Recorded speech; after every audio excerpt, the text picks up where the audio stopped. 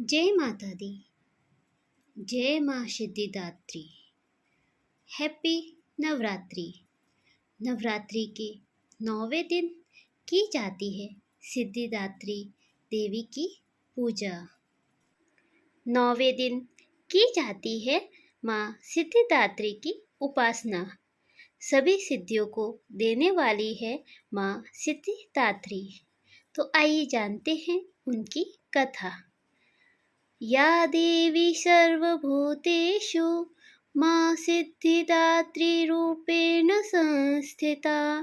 नमस्तस्यै नमस्तस्यै नमस्तस्यै नमो नमः।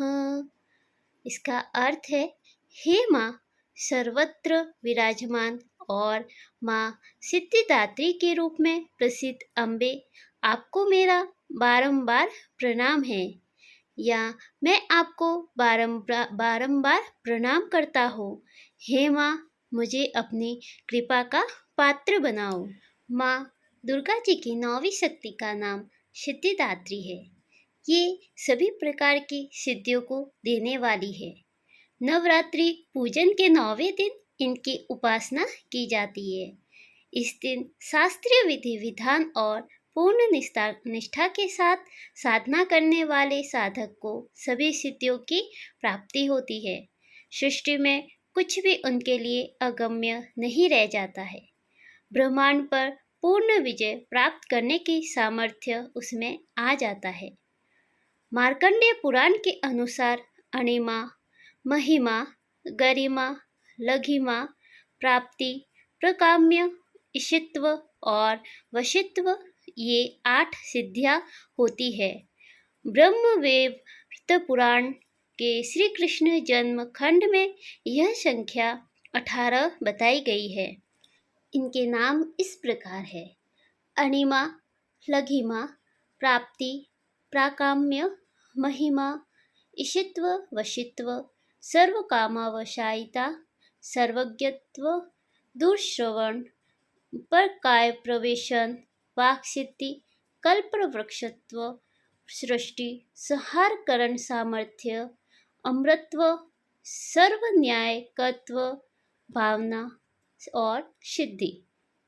माँ सिद्धिदात्री भक्तों और साधकों को ये सभी सिद्धियां प्रदान करने में समर्थ है। देवी पुराण के अनुसार भगवान शिव ने इनकी कृपा से ही इन सिद्धियों को प्राप्त किया था। इनकी अनुकंपा से ही भगवान शिव का आधा शरीर देवी का हुआ था। इसी कारण वे लोक में अर्धनारीश्वर नाम से प्रसिद्ध हुए। माँ सिद्धिदात्री 4 भुजाओं वाली है। इनका वाहन सिंह है। ये कमल पुष्प पर भी आसीन होती है। इनकी दाहिनी तरफ के नीचे वाले हाथ में कमल पुष्प है। प्रत्येक मनुष्य का ये कर्तव्य है कि वह माँ सिद्धिदात्री की कृपा प्राप्त करने का निरंतर प्रयत्न करे, उनकी आराधना की ओर अग्रसर हो। इनकी कृपा से अनंत दुख रूप सागर से निर्लिप्त रहकर सारे सुखों का भोग करता हुआ वह मोक्ष को प्राप्त कर सकता है। 9 दुर्गाओं में माँ सिद्धिदात्री अंतिम है। अन्य 8 दुर्गाओं की पूजा उपासना शास्त्रीय विधि विधान के अनुसार करते हुए भक्त दुर्गा पूजा के 9वें दिन इनकी उपासना में प्रवृत्त होते हैं। इन सिद्धिदात्री माँ की उपासना पूर्ण कर लेने के बाद भक्तों और साधकों की लौकिक पारलौकिक सभी प्रकार की कामनाओं की पूर्ति हो जाती है। सिद्धिदात्री माँ की कृपा पात्र भक्त के भीतर कोई ऐसी कामना शेष नहीं बचती जिसे वह पूर्ण करना चाहे। वह सांसारिक इच्छाओं, आवश्यकताओं और स्पृहाओं से ऊपर उठकर मानसिक रूप से माँ भगवती के दिव्य लोकों में विचरण करता हुआ उनके कृपा रस पीयूष के निरंतर पान करता हुआ विषय भोग शून्य हो जाता है। माँ भगवती का परम सानिध्य ही उसका सर्वस्व हो जाता है। इस परम पद को पाने के बाद उसे अन्य किसी भी वस्तु की आवश्यकता नहीं रह जाती। माँ के चरणों का यह सानिध्य प्राप्त करने के लिए हमें निरंतर नियम निष्ठ रहकर उनकी उपासना करनी चाहिए।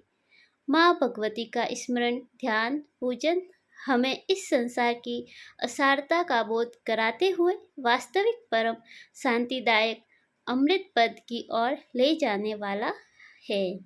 इनकी आराधना से जातक को अनिमा, लधिमा, प्राप्ति, प्रकाम्य, महिमा, इशित्व, सर्वकामा वशायिता, दूरश्रवण, परकामा प्रवेश, वाक् सिद्धि, अमृतत्व भावना सिद्धि आदि समस्त सिद्धियों नवनिधियों की प्राप्ति होती है।